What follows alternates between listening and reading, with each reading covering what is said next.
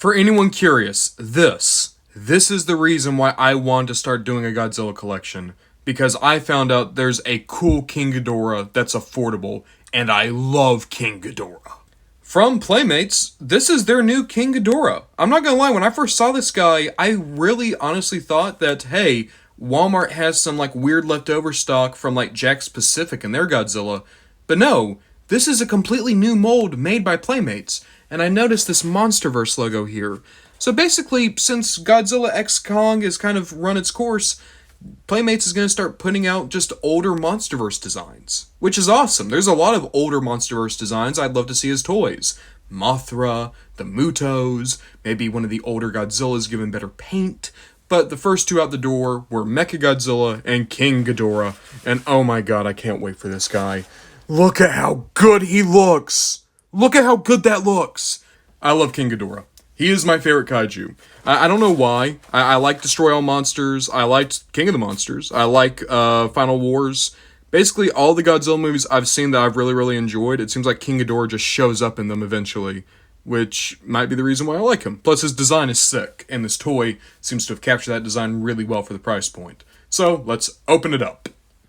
I won't lie, King Ghidorah has a lot of good, but also a little bit of worry from me. Not bad, just worry. But let's go over it, because for $10, I think this really is an impressive guy.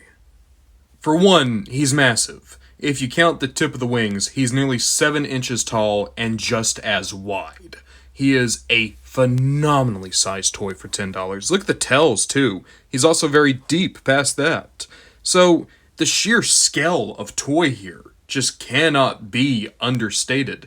It's a really amazing deal if you're just looking at this for biggest toy for your buck type of deal. Again, for my Transformers people, here he is next to a standard deluxe, and you can see whole lot wider, whole lot taller. And if you're like me and you're willing to play with scale and not really care, I'd be fine putting King Ghidorah alongside Transformers. He's taller than most of them, that's all that matters. Plus, he looks awesome alongside Blockies. That's so funny. I'll also defend the color here. When you go back and watch the movie, at least the Legendary movie, King Ghidorah isn't golden. He's dull. He's a lot more organically colored, which is to say he looks more tan. There's not a lot of paint on Ghidorah. A lot of that budget went into sculpting and, well, the sheer size of it. So I'm okay with Ghidorah not being the most colorful of people here. I know I saw some people complaining about how boring the colors here are, but Ghidorah never is an interesting color scheme. And unless we're talking about original Toho Ghidorah, he's not exactly supposed to be shiny. He's supposed to be a little bit mustardy. That said, the painting on Ghidorah's heads are really impressive. I mean, the eyes, the teeth, and especially the tongues. I am so enamored with what they did here. What's even more interesting is if you look, on the forehead you can see a very subtle paint wash from where they've been headbutting each other. It's nice, it's a good detail, and it lets me kind of remember the fun that I had seeing these three heads just kind of going at it throughout the entire movie. Seriously, Kevin over there was probably fighting Ghidorah more than Ghidorah was fighting Godzilla. Even on the back, they didn't skip out on any details. You can see the scales, the tails here have all the flame that they should have, and the wings have this gross, like, veiny, bat-like exterior. It's wonderful. Near perfect. I mean, seriously, just look at that sculpting on that Ghidorah armpit. Okay, the guy looks beautiful. What else can he do? Well, he does have some posability. You have a ball joint at the base of each neck, and the heads are also on ball joints, so they are impaired by their own design. You have a swivel down here at the hips, and you have a ball joint for both tails. The wings are not able to flap. That would have been a great detail if they could, but I understand they were more focused on just making them look great and impressive. And the way that they're posed, it looks good. It always looks like Ghidorah is on the attack, which is what I would want. The only other thing Ghidorah can really do is if you look right here, you'll see there's like a weird crack. That's part of a battle damage gimmick that Playmates puts on a lot of their Godzilla toys. It's actually kind of hard to get it out, but if you do, you can see there's like some exposed tendons there.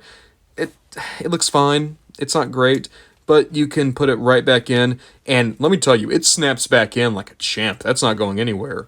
If I had to play like armchair toy designer, there's a part of me that'd be like, oh, what they should have done is make it to where you could rip off one of the heads.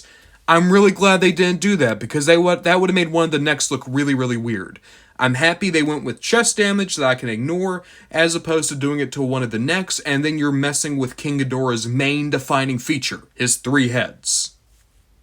Speaking of those 3 heads, again, I like them. I think that they're very well sculpted and painted.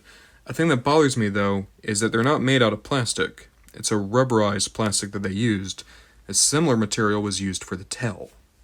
Now keep in mind, this is just speculation on my part, but when we look at Hasbro and their rubberized plastic, it self-destructs and can even damage other plastics around it. That's what's happened to a lot of figures with rubber tires over the years. However, Playmates has never had that issue. I still have rubber Ninja Turtles from the 80s and 90s that all these years later have never dried out.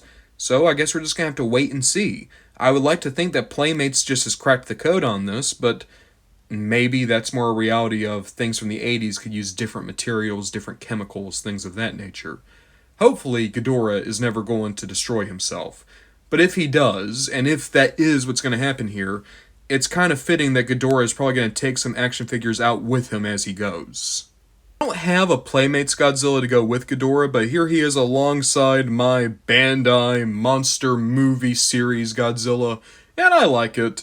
Granted, Ghidorah should be a lot taller than Godzilla, but he is slightly taller than Godzilla, and he's much wider with the wings. So I'm okay with this scale. Again, when it comes to $10 figures, all I need is if a character is supposed to be bigger, I just need to be a little bit bigger. Ghidorah is a little bit bigger, so this is fine for me. And besides, these two aren't supposed to go together anyway. That's a 50s Godzilla, that's a legendary Ghidorah. Honestly, the fact that they scale as well as they do is kind of surprising to me.